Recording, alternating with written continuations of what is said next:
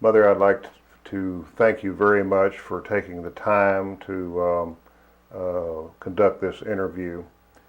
The first part of this interview, we would like to look at your life, hear about your life in Oklahoma, which was between 1914 and I believe 1923. Is that correct? That's correct. First of all, tell us a little bit about your father and how he, where he came from and how he ended up in Oklahoma. My father was born in Hollow Tree, Alabama, and lived there until he was grown.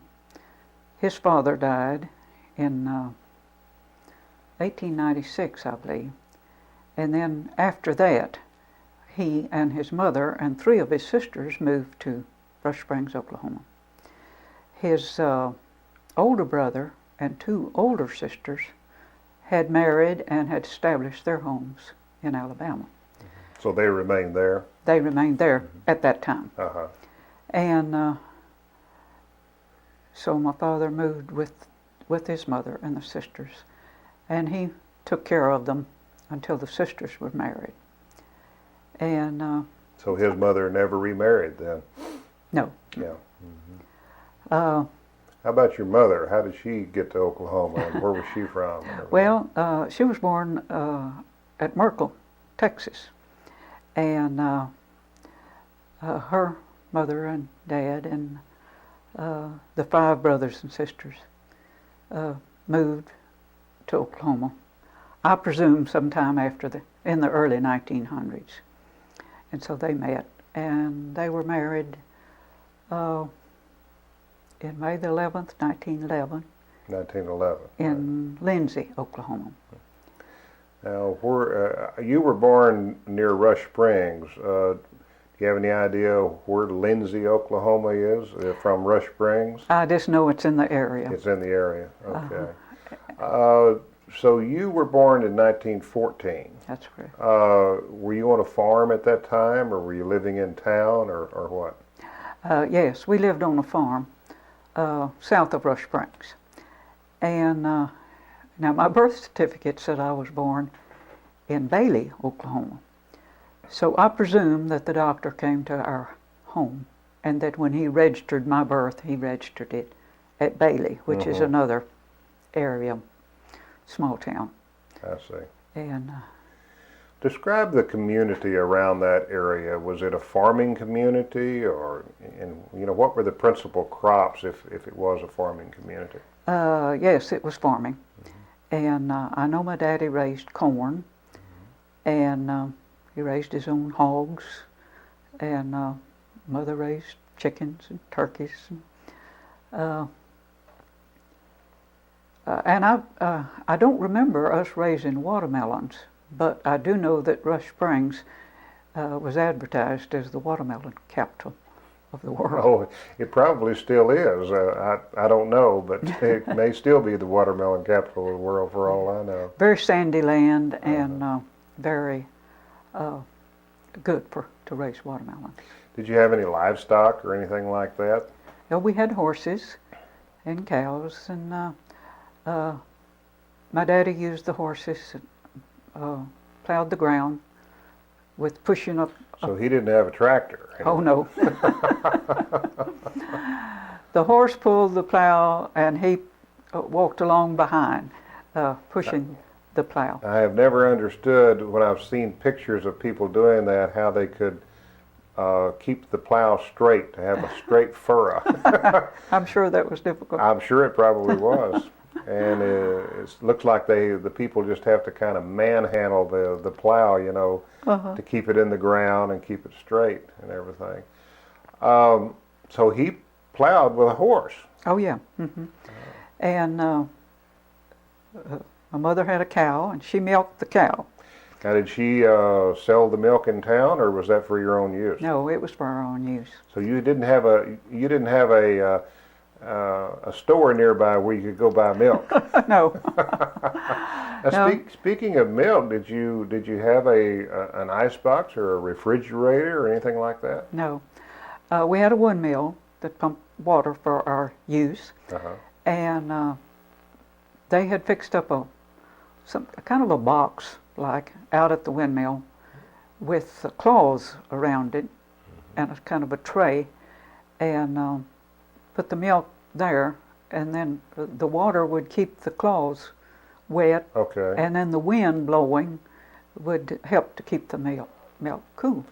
You don't have any idea how long milk would keep like that? I guess maybe a day or so, or maybe? I really don't know. Of course, they milked every day, so we had Oh, fresh milk okay. every day. So she probably didn't keep milk over a day, probably. Probably Of course, not. that was before the days of pasteurization and homogenization and everything. So probably couldn't keep it for very long. And she churned to make the butter. Oh, really? Used a crock jar with a paddle in it and a stick, and she pushed the stick up and down to make the butter. I've seen pictures of that. Uh-huh. You don't have any idea how long it took her to make the butter that way, do you? No. But after the butter was made, she would keep the milk, that milk, and let it sour. Oh, okay. And she'd put some of it in a cheesecloth sack Okay. and put it on the line and let the liquid drain from it. And then she would feed that to the little turkeys. And what would that be called? Is that We called it clabber milk. clabber? Okay. And it was very similar to our, Cheese? our cottage Or cheese cottage cheese. that we Okay. have today. Very similar. Did you ever eat that? at your Well, meal? I think we did, Yeah. but it was mostly for the turkeys. We used the fresh whole milk I to see. drink. Well, you obviously did not have any electricity. Oh no. What about your water? Did you have any running water in the house, or that Oh, you no. remember? No, You had to bring that from buckets from the windmill. Is that Yeah. correct? Yes. What a life! Well, it was quite different. Very different from what it is right now. Do you recall what kind of a stove your mother cooked on, and what kind of fuel it burned, or anything like that? She had a wood stove, Okay. and she cooked on that.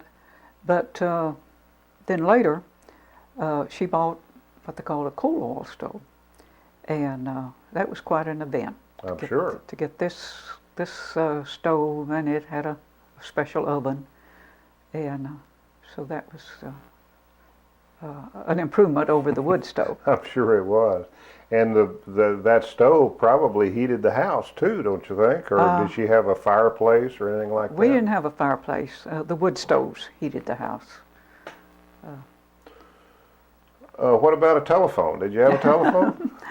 Yes, we had a telephone, but in those days, you didn't have a private line. Can you explain that to? I'm sure there's a lot of people who don't know what that means. Yeah, well, it was called a party line. The telephone was on the wall, and you cranked a little handle to ring. If you wanted to ring one of your neighbors, well, maybe you'd ring 2 rings, or Oh, okay. I'm getting the idea now. maybe 1 ring and a short, or something like that. And of course, if anybody wanted to listen in, well, they could just lift the receiver. And I'm sure they did. Oh yes. So that's where the term party line came from. Yes. I've always wondered that myself.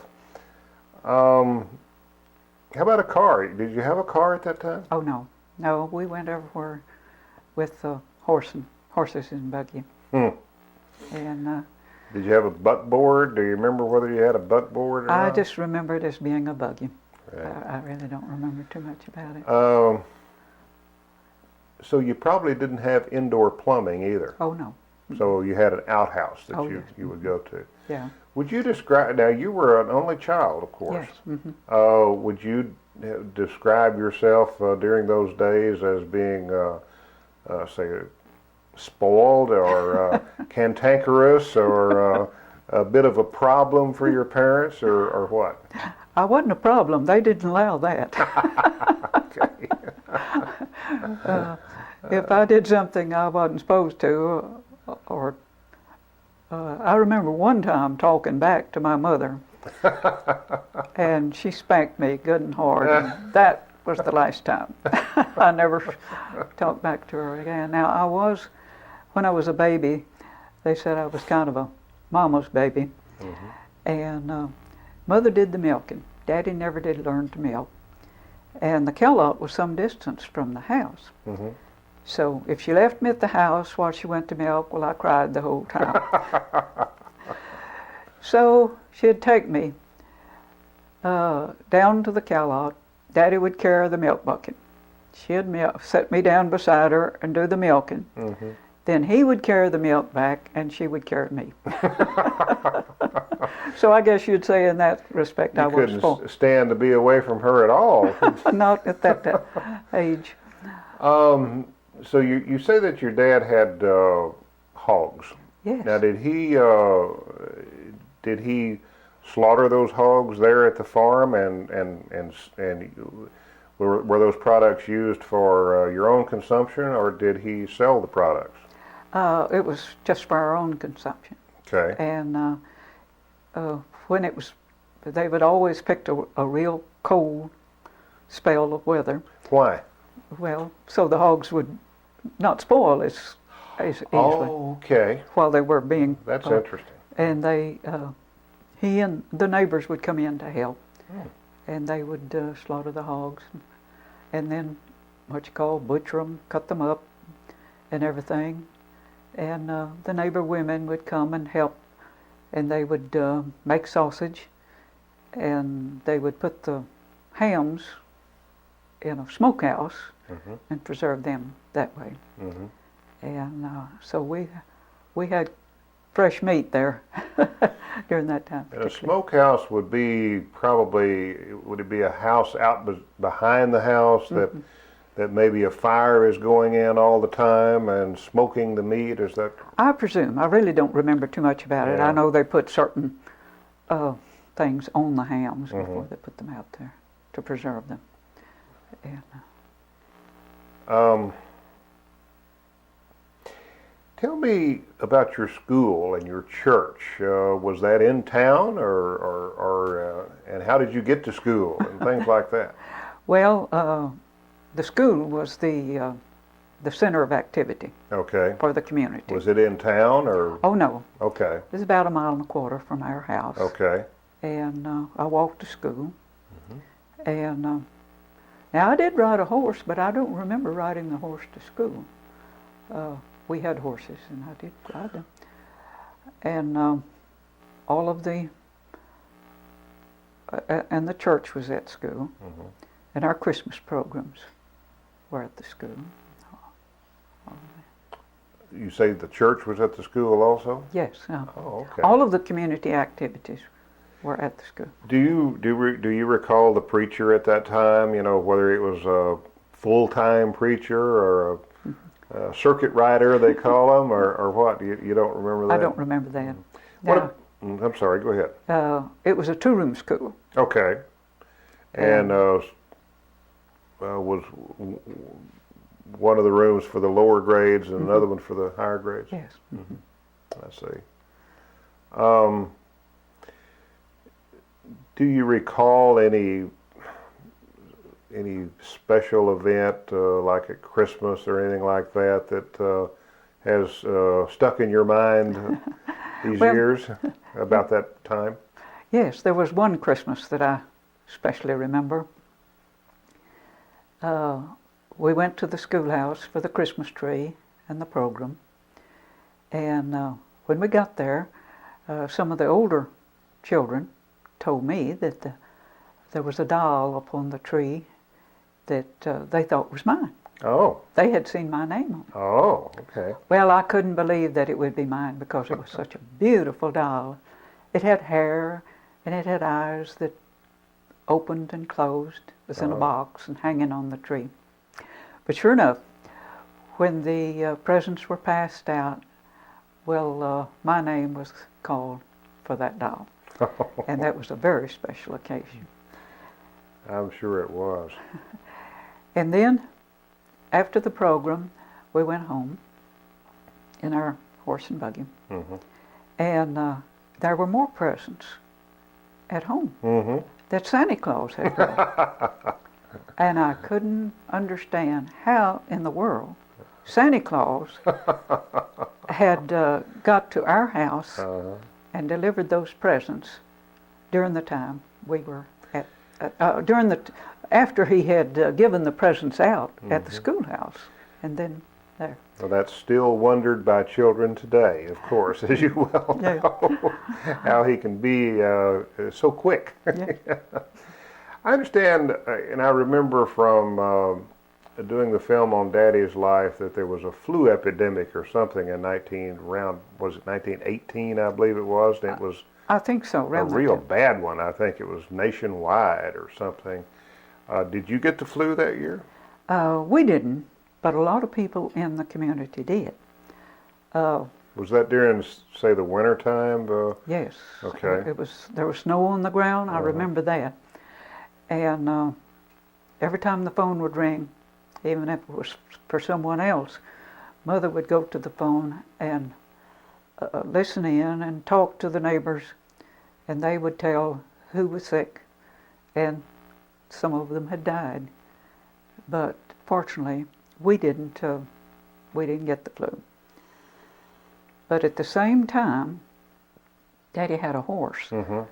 One of his horses that got his head between two slats of the fence, and then straightened it up, and then couldn't get out. Oh, okay. And he broke his neck and died. Oh, that would be a big financial loss, wouldn't it? It was. It was a very big loss because he depended on the horses for Oh, yeah. to run the farm and for us to get around with. Right. But I remember Mother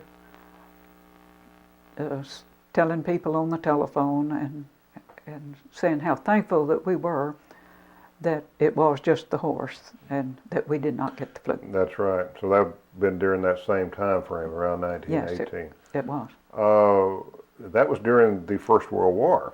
Also, do you recall any of your father or mother's friends or relatives going to the war and coming back, or anything like that? Yes, I remember an uncle Mm-hmm. that went to the war. Mm-hmm. And I remember him coming back. I remember his uniform, him in his uniform. Right. And he brought me a little doll, Oh, he did? a little bitty doll. From Europe? I really don't know where from. But anyway, his wife's name was Annie. Mm-hmm. That was my mother's sister. Mm-hmm. So I named my doll Annie Jim That's good. for Aunt Annie and Uncle Jim. Oh, okay.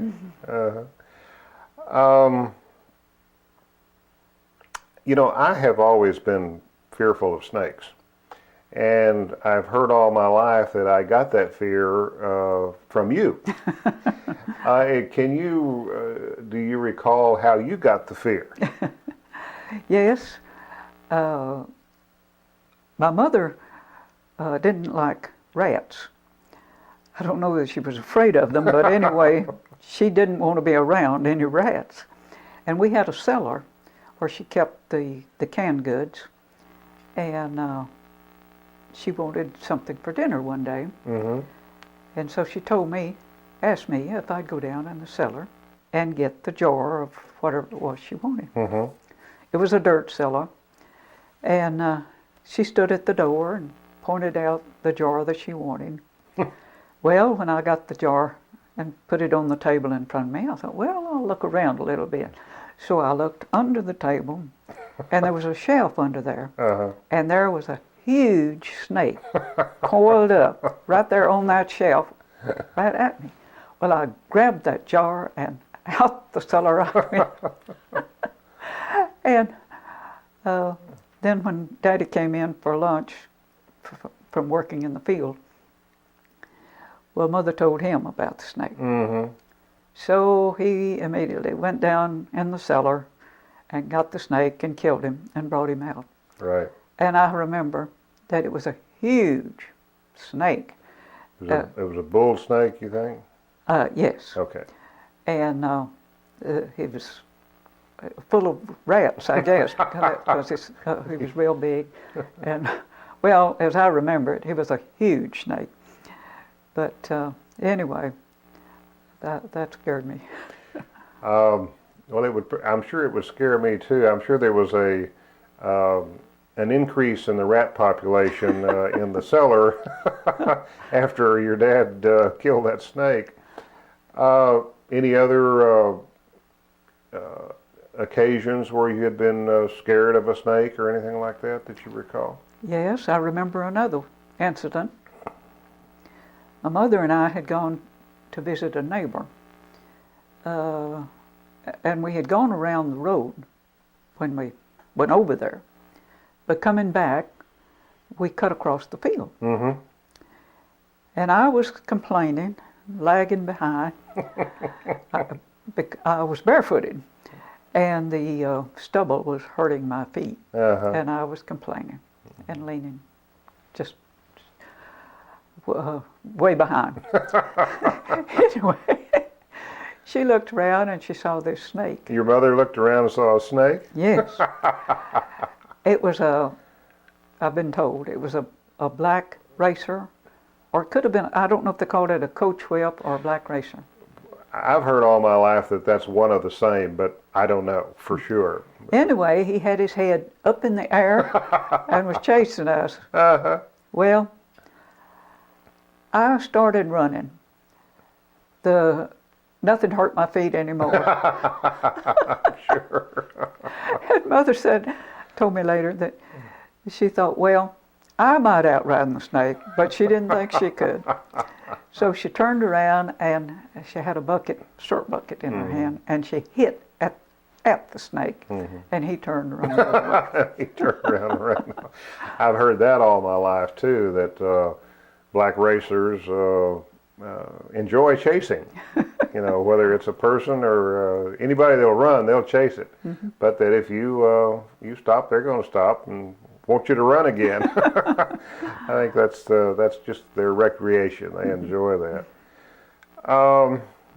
In about 1923, I know y'all moved, from Oklahoma to Dawson County in Texas. I'd like to know a little bit of, first of all, why did you move? Was it because of economic conditions or whatever? And how you got, from Oklahoma to the Lamesa area? Well, we had a drought. Oh, okay. And the crops failed.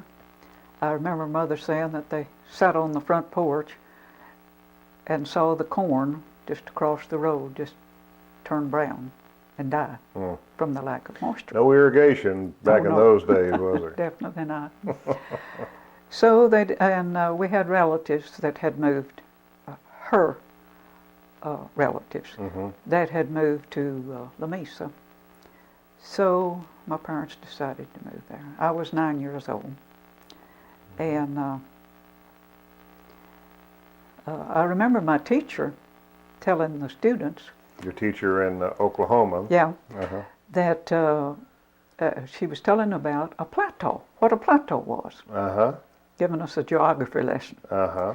And she said, Christine is moving out to West Texas to a plateau. Mm-hmm. And she said that's like a table.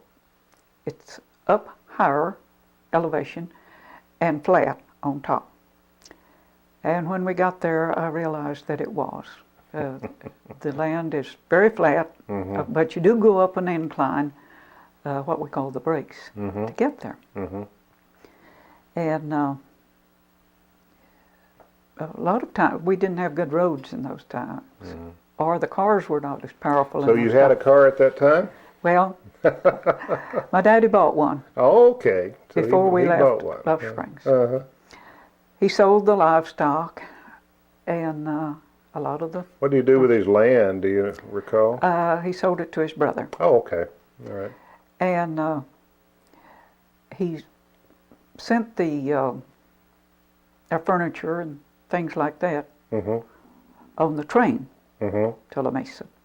And he bought a car, first car we'd ever owned. Okay. And he spent 3 days learning to drive it before we left, around the farm, all across the pasture and so on. I wonder, I'm sure you don't know the answer to this, but I wonder if he had to get a driver's license back in those days. I'm sure he didn't. I'm sure he didn't. I doubt it. Uh-huh. I don't even know if they had them at that point. But. He just, he would drive it and then he would try to stop and he'd say, whoa, whoa. Because he was used to telling the horses to whoa. That's funny. But he eventually learned that to make it whoa, you had to put your foot on the brake. Right. Well, and the brakes on those cars were not even hydraulic. They were mechanical, so you had to really press down real hard to get that vehicle to stop. And I'm sure he probably didn't have a starter on that car. It probably had a crank. Do you recall him cranking the car? I don't recall, but I presume that it was a crank. Starters, they would have probably have been starting to be put on vehicles about that time, but I don't recall the timing on it myself. Do you recall where your name came from, Christine? Was it from a relative, or was it did they name you Christine because of the name Christ? Or have you ever heard that? I have no idea. Yeah. I guess it was just a name that my mother liked. Mm-hmm. Now my father Mm-hmm. was named Charlie Paget Creswell. Pageant. Uh-huh. And was Pageant his mother's maiden name or something? Yes. Oh, okay. That was his mother's maiden name. Uh-huh. And so I do know that. My mother's name was Maudie Lee. Mm-hmm. And when they married, he was 29 and she was 17. She was 7. Boy, there was a big difference in their ages. Yes, there was. Did they? Of course, he was having to take care of his siblings. Yes, he took care of them, his mother and his sisters, until the sisters married. And the mother then lived with one of the sisters and her husband. I see. And So in 1923, you moved to La Mesa. that's right. On the plateau in Dawson County and South High Plains of Texas. Well, we want to get into detail about your early days in the La Mesa area up until the time you married in the next segment. So we'll get into that next time.